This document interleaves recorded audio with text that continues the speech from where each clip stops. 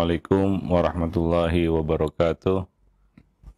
Innal hamdalillah nahmaduhu wa nasta'inuhu wa nastaghfiruh wa na'udzu billahi min shururi anfusina wa sayyiati a'malina. May yahdihillahu fala mudhillalah wa may yudlil fala hadiyalah.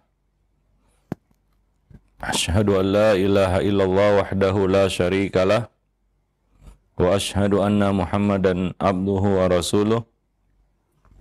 Ya ayyuhalladzina amanu ittaqullaha haqqa tuqatih wa la tamutunna illa wa antum muslimun. Amma ba'du. Fa inna afdalal hadisi kitabullah wa khairal huda huda nabiyyina Muhammadin sallallahu alaihi wasallam wa syarrul umuri muhdatsatuha wa kullu muhdatsatin bid'ah wa kullu bid'atin dhalalah wa kullu dhalalatin finnar. Ma'asyiral muslimin, para pemerhati roja rahimani wa rahimakumullah. Pertama-tama kita bersyukur pada Allah Subhanahu wa taala atas limpahan karunia dan nikmat yang Allah berikan kepada kita. Pada kesempatan siang ini kita dapat bertemu kembali, melanjutkan pembahasan buku Talbis Iblis, yang pada siang ini kita akan lanjutkan pembahasannya. Kita bersyukur pada Allah Subhanahu wa taala yang masih memberikan kepada kita kesempatan hidup, dan mudah-mudahan hidup yang Allah berikan kepada kita ini adalah keberkahan bagi kita.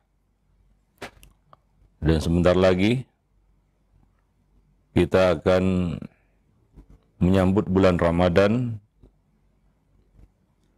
1444 Hijriah.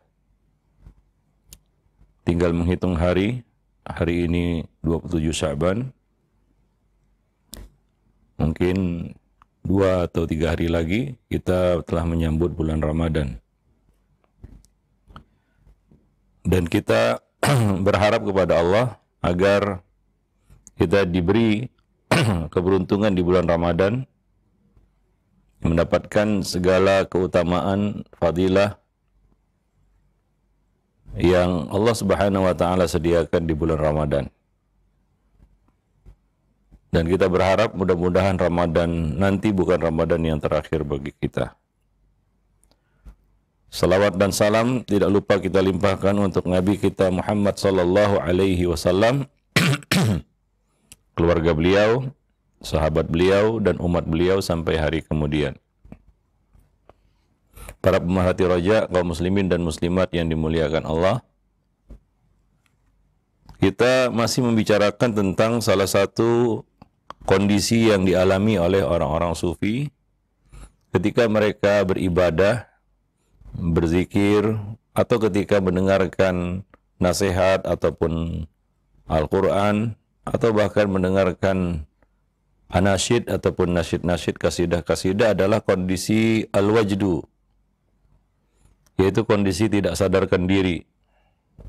Bisa dia seperti berteriak, melakukan gerakan-gerakan seperti tarian, atau menggelepar-gelepar seperti orang yang sedang kesurupan.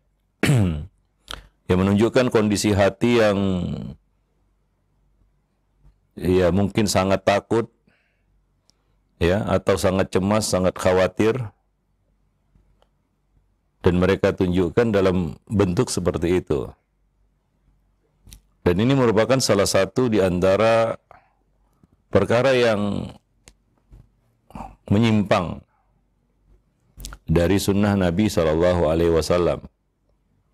Memang dialami oleh para salaf, sahabat, ketika mereka mendengarkan nasihat, mereka tidak sadarkan diri, tapi sebatas itu saja.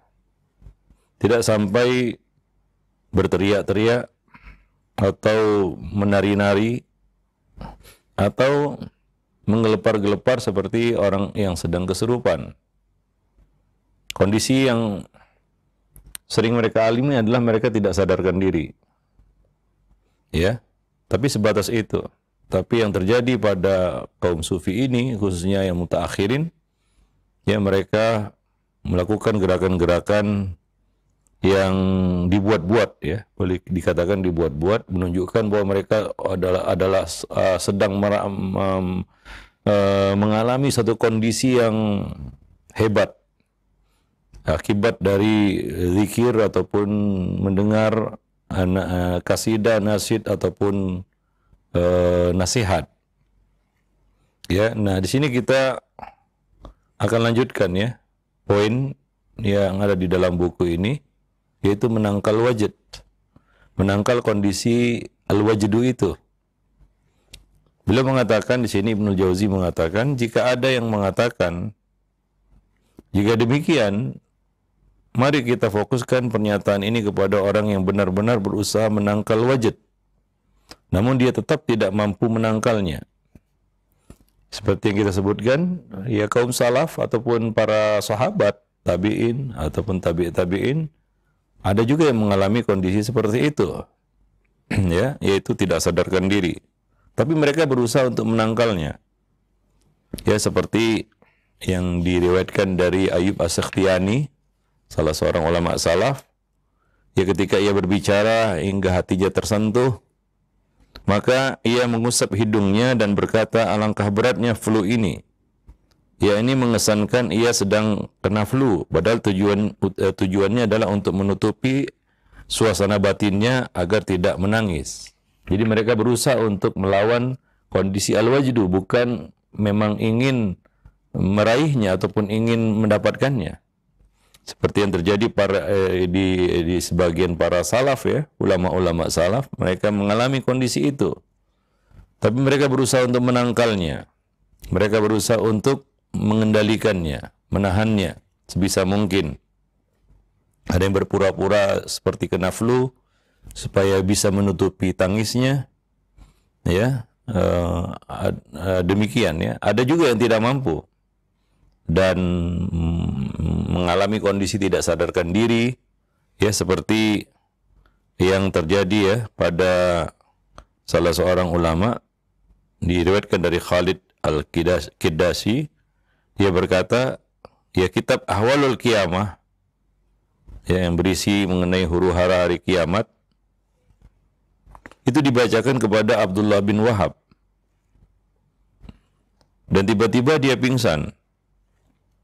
Ya, ketika mendengar ya dibacakannya buku tersebut, ya, buku tentang Ahwalul Qiyamah. Nah, beliau jatuh pingsan. Ya, artinya beliau tidak mampu untuk menangkal kondisi wajid itu. Tapi bukan sengaja untuk mencarinya. Ya, sesuatu yang terjadi secara spontan, ya. Beliau tidak sadarkan diri. Beberapa hari kemudian beliau meninggal dunia tanpa mengucapkan sepatah kata pun. Artinya setelah itu tidak ada sepatah kata pun yang terucap dan beliau meninggal. Ini satu kondisi ya terjadi pada, ya, kita katakan para salaf. Tapi mereka tidak mencari ataupun menyengaja untuk mendapatkan kondisi seperti itu. Seperti yang dilakukan oleh sebagian kaum sufi yang sengaja untuk mengejar kondisi seperti itu. Ya, supaya terlihat, ya, mereka sampai kepada satu tingkatan tertentu. Ya. Nah, demikian. Ya, dan mereka memang sengaja untuk, ya, menginginkan, ya, mereka justru menginginkan agar orang lain mengetahui apa yang menjadi isi batinnya, sisi batinnya. Maka setan akan menghembuskan tiupan ke dalam batinnya. Kemudian akhirnya dia pun mengalami kecemasan yang tingkatannya sesuai dengan kadar hembusan setan tersebut terhadap dirinya. Ya. Ya, wallahu alam. Bagaimana setan bermain dengan hati manusia, terutama yang berkaitan dengan keikhlasan. Ya, sebagian orang yang sengaja untuk mendapatkan kondisi al-wajdu ini, ya, mungkin mereka perlu mempertanyakan keikhlasan. Apa tujuannya? Apakah untuk show menunjukkan kepada manusia, atau memang ini spontan seperti yang terjadi pada kaum salaf. Mereka mengalami kondisi-kondisi seperti itu, tapi terjadi secara spontan, bukan dibuat-buat. Ya, nah demikian. Ya, nah Ibnu Jauzi mengatakan, ya, berkaitan dengan kisah Abdullah bin Wahab tadi, ya, banyak orang meninggal dunia ataupun pingsan karena mendengar nasihat yang sungguh menghujam ke dalam hatinya. Ya, nah demikian. Kemudian beliau mengatakan, adapun ihwal, kondisi wajad yang mencakup gerakan, teriakan, ya, kemudian seperti orang-orang yang sedang kesurupan, ya, secara lahiriah terlihat seperti itu, ya, ya, maka itu termasuk tindakan yang dibuat-buat. Ya, banyak yang seperti itu, ya, tindakannya ya dibuat-buat. Sebagian orang yang, ya, sebagian dari mereka berzikir sampai tidak sadarkan diri, sehingga dia melakukan gerakan-gerakan yang tidak dia sadari.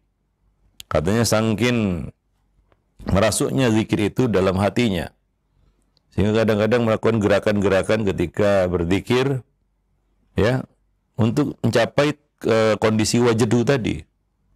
Ya, kalau kita sering melihat orang yang berzikir dengan bergoyang-goyang atau menggoyangkan badannya, untuk mereka salah satu tujuan yang dilakukan oleh orang-orang sufi dahulu adalah untuk mencapai kondisi wajdu, sehingga tidak sadarkan diri, ya, nggak sadar apa yang di sekelilingnya, bahkan mungkin dia bergerak berpindah tempat tanpa dia sadari, ya. Nah demikian, ini yang dilakukan oleh mereka dahulu, ya. Nah ini dibuat-buat, dan setan pun turut membantunya. Ya, kadang-kadang gerakannya menakutkan juga, ya, seperti, ya, kita katakan seperti orang yang sedang kesurupan. Ya, wallahu alam bisawab. Sementara zikrullah itu kan untuk menenangkan jiwa, ya, badan menjadi tenang, ya, bukan hanya hati yang tenang, tapi juga badan menjadi tenang.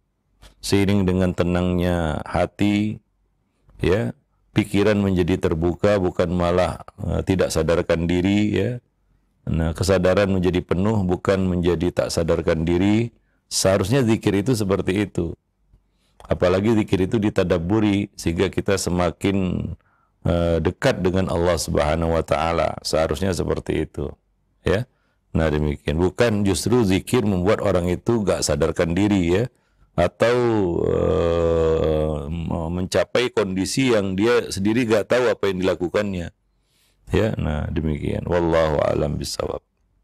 Nah, Ibnu Jauzi mengatakan, jika ada orang yang bertanya, apakah orang yang benar-benar mengalami wajdu tadi memiliki kekurangan karena kondisi yang dialaminya, karena wajdu yang dialaminya itu, maka jawabannya, kata beliau, tentu dia memiliki kekurangan. Dari dua sisi, kata beliau di sini. Dia dari dua sisi. Ya, yang pertama adalah, andai kata ilmunya benar, lurus, kuat, dia pasti mampu menghentikan, mengendalikan kondisi wajdu tadi. Ya, seperti Ayub As-Sikhtiyani berusaha untuk menutupi kesedihannya dan air matanya, tangisannya dengan berpura-pura, ya, karena sedang terkena flu, ya. Nah, ini kan tingkatan ilmu yang tinggi, berusaha untuk menyembunyikan amal, bukan untuk menampakkan dan memamerkannya, ya.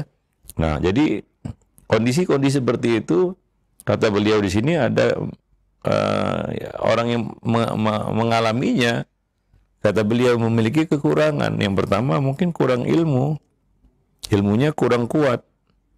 Kalau ilmunya kokoh dan mapan, lurus dan benar, dia tidak akan mengalami kondisi seperti itu, ya. Yang kedua, kata beliau, dengan kondisi tersebut dia telah menyalahi para sahabat dan tabi'in, ya, para sahabat dan tabi'in, ya, mereka juga melakukan zikir, tapi ya tidak sampai seperti itu, ya. Nah demikian, wallahu a'lam bishawab. Dan cukuplah, kata beliau, keduanya ini sebagai kekurangan, ya, pada pelakunya atau orang-orang yang mengalami kondisi al-wajdu tadi, ya. Wallahu a'lam bishawab. Ya, nah memang ya salah satu talbis setan ya kepada sebagian orang untuk ya menyelewengkan niat ya, keikhlasan dengan memamerkan kondisi supaya orang tahu dia sampai kepada derajat tertentu yang tidak bisa dicapai oleh sembarang orang. Ya kadang-kadang ya sebagian orang beribadah itu untuk mengejar eksistensi di tengah-tengah manusia, bahwa dia beda dengan yang lain, bahwa dia telah sampai kepada tingkatan tertentu. Ini talbis iblis yang luar biasa. Ya, ini terjadi juga kepada para penuntut ilmu. Ya sehingga kadang-kadang mereka ya mengkhususkan diri dengan penampilan tertentu, dengan kondisi tertentu, dengan perlakuan tertentu ya supaya disebut bahwa dia sudah sampai kepada tingkatan ilmu tertentu. Ya. Nah, ya, setan bermain dengan hati manusia. Maka dahulu para salaf berusaha untuk menyembunyikan amal. Ya, Nabi juga mengatakan ya, innallaha yuhibbu al-'abda at-taqiyyal khafiyyal ghani. Sesungguhnya Allah Subhanahu wa taala menyukai hamba yang bertakwa, kaya hati dan tersembunyi. Ya, tersembunyi artinya dia tidak ingin menampakkan kondisi sebenarnya kepada manusia. Ya, walaupun mereka kadang-kadang ingin mengalami kondisi wajdu tadi. Ya, karena ya kita katakan sangat mengena di hati misalnya nasihat itu atau bacaan Quran itu atau zikir itu, tapi mereka berusaha untuk menyembunyikan.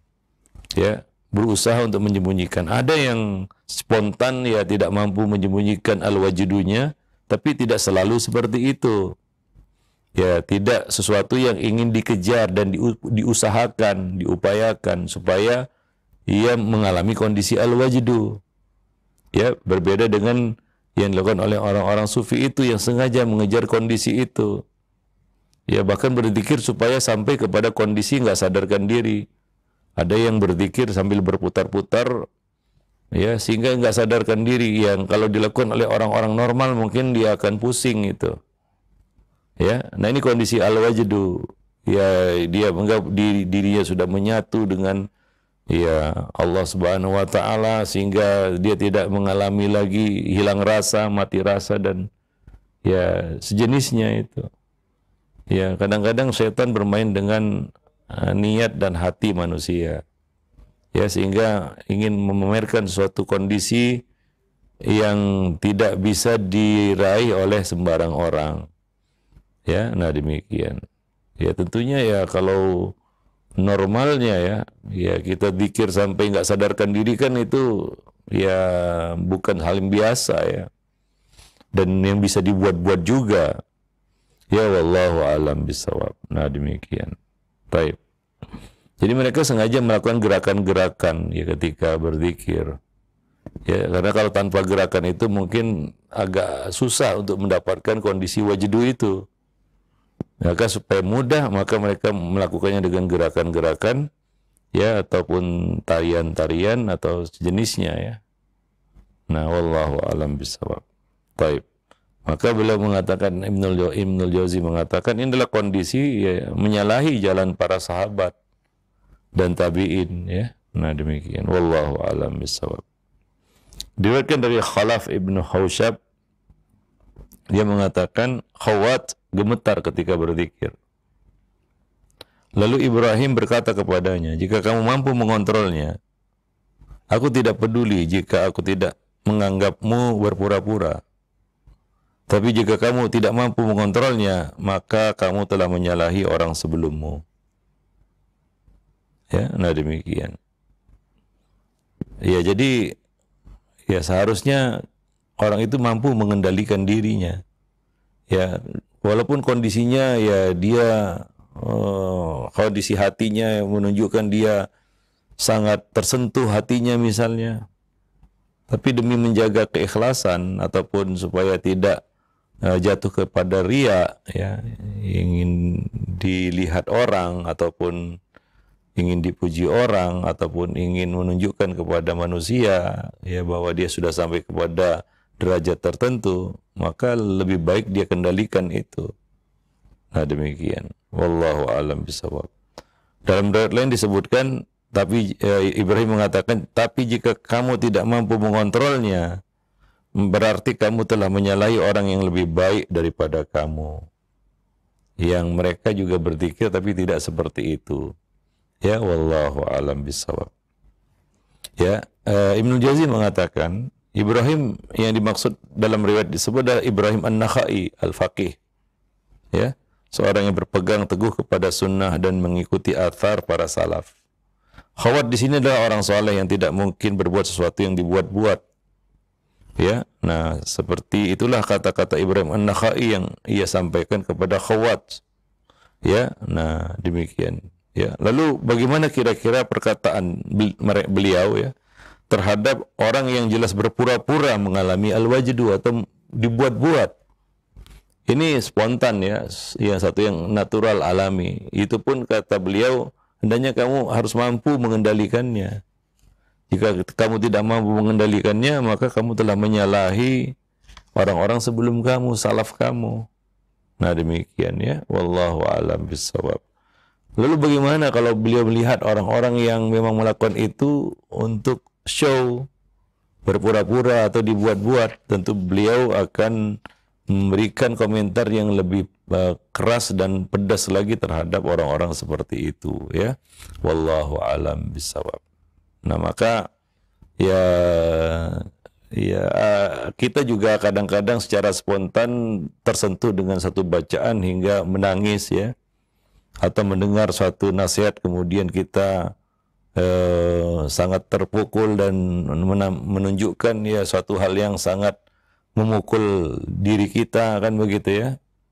Ya seperti kita lihat sebagian orang mendengarkan bacaan Quran dan hingga menangis terseduh-seduh. Ya, ada yang seperti itu. Tapi itu enggak dibuat-buat spontan. Kalau dibuat-buat maka itu adalah sesuatu yang menyalahi ya para salaf dahulu. Mereka juga menangis. Abu Bakar As-Siddiq tidak mampu menahan tangisnya ketika mendengarkan bacaan Al-Quran. Tapi itu adalah sesuatu yang natural. Yes. Ya artinya nggak dibuat-buat oleh Abu Bakar As-Siddiq. Memang seperti itu beliau. Ketika Nabi menyuruh Abu Bakar As-Siddiq menjadi imam, orang-orang terutama para istri Nabi yang mengetahui kondisi Abu Bakar ya, terutama yaitu putrinya yaitu Aisyah radhiyallahu anha mengatakan, sesungguhnya Abu Bakar kalau membaca Al-Qur'an dia tidak mampu menahan tangisnya. Ya. Nah, dikhawatirkan itu mengganggu salatnya ataupun salat berjamaah. Ya, alangkah baiknya kalau engkau menyuruh Umar. Tapi Nabi tetap bersikeras dan mengatakan, muru Abu Bakrin bis shalah. Perintahkan Abu Bakar untuk mengimami salat. Nabi tetap bersikukuh untuk menunjuk Abu Bakar sebagai imam di dalam salat. Nah, jadi Abu Bakar As-Siddiq ya kalau membaca Al-Quran beliau spontan tidak mampu menahan tangis. Tapi tidak semua sahabat mengalami kondisi seperti itu. Artinya itu bukan suatu yang dibuat-buat oleh Abu Bakar As-Siddiq. Itu muncul secara spontan. Ya. Nah demikian. Dan banyak di antara mereka berusaha untuk mengendalikannya. Dan Abu Bakar juga tidak selalu ya setiap baca Quran menangis. Ya beliau berusaha untuk mengendalikan ya tangis beliau juga ya. Nah demikian. Wallahu a'lam bishawab. Nah demikian. Ya artinya ya ada kondisi di mana seorang itu mungkin bisa mengalami itu ketika dia seorang diri. Ya, ya seperti kata Nabi SAW, 7 orang yang dinaungi pada hari tidak ada naungan. 7 orang yang dinaungi itu salah satunya adalah rajulun dzakarallah khalian fafadat ainah. Seorang laki-laki atau seseorang yang berzikir kepada Allah sendirian sehingga fadat, mengucurlah air matanya. Fadat itu menunjukkan air mata yang banyak, artinya tangisan yang hebat. Tapi ketika dia seorang diri, ya selamat hatinya. Tapi kalau di tengah-tengah keramaian ataupun di tengah-tengah manusia, dia sengaja melakukan seperti itu. Nah, wallahu a'lam. Setan bisa bermain dengan hati manusia ya, dan ya, menyelewengkan niatnya, membelokkan keikhlasannya, sehingga dia lakukan itu untuk supaya orang-orang kagum terhadapnya, supaya orang-orang tahu, ya, supaya orang-orang mengetahui dia sudah sampai kepada kondisi tertentu, ya, bahwa dia adalah orang yang nggak biasa seperti yang lainnya, ya. Nah demikian, wallahu a'lam bishawab. Maka para salaf dahulu berusaha sekuat tenaga untuk bisa mengendalikan kondisi wajdu tadi. Jadi ini sangat berbeda dengan kondisi wajdu yang dialami oleh orang-orang sufi, yang mana mereka memang menjadikan itu sebagai tujuan. Ya, kita lihat orang yang berdoa sambil menangis-nangis, kan begitu ya. Iya, ada yang memang betul-betul spontan, ada yang dibuat-buat. Ya, ketika mungkin disorot kamera, ya mulailah ya dia menunjukkan kesedihannya, ya, dan tidak perlu juga ya menampakkan ini semua di depan manusia. Maka orang yang melakukan itu, ya, dengan menyembunyikannya, dinaungi Allah pada hari di mana tidak ada naungan kecuali naungan Allah Subhanahu wa taala. Nah, demikian ya, wallahu a'lam bishawab. Nah, kemudian berikutnya ya, poin berikutnya adalah bertepuk tangan ketika merasa senang. Ini juga bukan kebiasaan para salaf ya. Ketika merasa gembira karena mendengar nyanyian, para sufi mengekspresikannya dengan bertepuk tangan. Ya, dengan bertepuk tangan. Ya, kagum terhadap sesuatu kemudian diekspresikan dengan bertepuk tangan. Ya, nah ini ya kita katakan kebiasaan orang-orang musyrik ya sebelum Islam. Bahkan orang-orang kafir di luar Islam itu bertepuk tangan. Ya, dalam Islam tidak ada ya tepuk tangan seperti itu. Ya, Abu Ali ibn al-Khatib menuturkan, ya, Ibnu Banan terbiasa mengalami wajd, sedangkan Abu Sa'id al-Kharraz terbiasa bertepuk tangan untuknya. Ya, jadi seperti itu ya kondisi mereka dahulu ya, para sufi yang memang sengaja wajdu dan mengekspresikan kekaguman dengan bertepuk tangan. Ya, dan ini semua tentunya tidak dilakukan oleh para salaf ya. Nah, demikian. Ibnu Jauzi mengatakan, padahal tepuk tangan merupakan kemungkaran yang menyenangkan dan bisa mengeluarkan pelakunya dari batas-batas kewajaran. Perbuatan seperti ini tidak mungkin dilakukan oleh orang-orang yang berakal. Dan pelakunya pun menyerupai orang-orang musyrik yang biasa bertepuk tangan di Baitullah. Ya, sebelum datangnya Islam ya. Ya, ini termasuk perbuatan yang dicela oleh Allah Subhanahu wa taala. Bertepuk tangan. Maka jangan ajari anak-anak bertepuk tangan. Ya, ada sesuatu yang mengagumkan, hebat, bertepuk tangan. Ya, di acara-acara tertentu ya diiringi dengan tepuk tangan. Ya, memberikan apresiasi dengan bertepuk tangan. Ya, nah ini tidak ada di dalam syariat kita sebenarnya.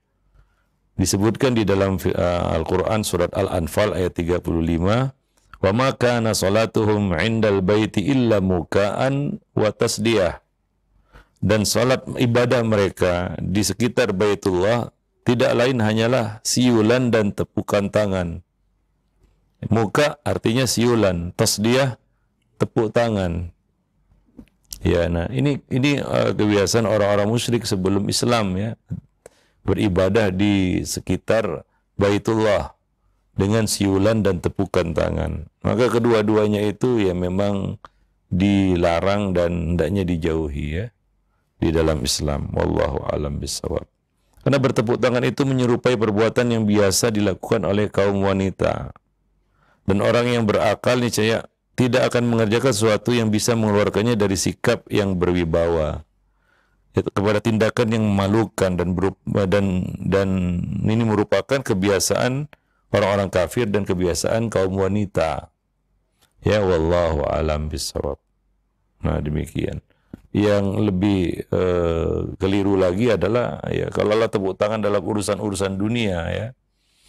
Ya mungkin itu masih bisa dimaklumi ya. Walaupun itu tidak baik.